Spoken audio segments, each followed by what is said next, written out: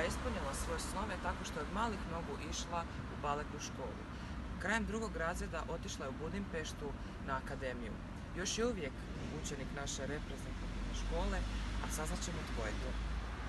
Ja sam Boran Čičak i hvala da si me pozvao u svoju emisiju. Meni je također drago da si došao, vidim da si stalno u Budimpešti, vježbi i tako to.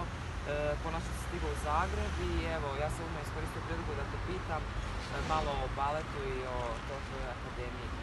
Kako si iskusio zapravo, točno kako si otkrio svoj talent da si za balet? Bilo vrlo davno, osnovna škola, još smo bili djeca.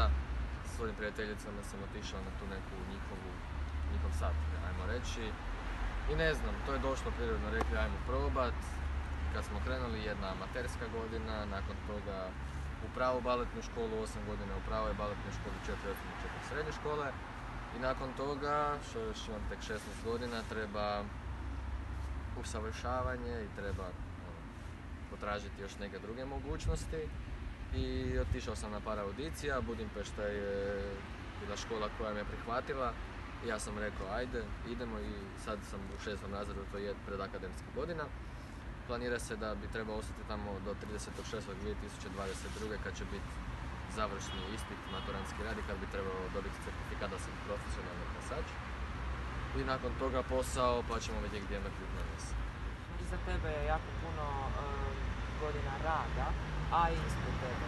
Reci, molim te, kako ti je tamo u Budimpešti? Si se dosta snašao s tim i jezik i ostalo?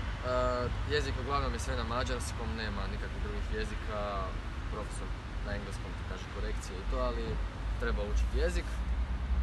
Ljudi su me prihvatili, njima je normalno da svake godine dolazi netko novi, jer u školi ima puno Japanaca, Rumunja. Budući da si krenuo u te baletne vode, jesi li imao neke predrasude od svojih vršnjaka? Jesam, ali mislim to je normalno, zato što nije nikom uobičajeno da čuje da muškarac ide plesati balet, ali to pretvoriš u dodatnu motivaciju i što te gura i dalje i eto, hvala Bogu, uspio sam to gdje sam sad trenutno. Hvala ti Borna što si izdvojio vrijeme da budeš s nama i sretno.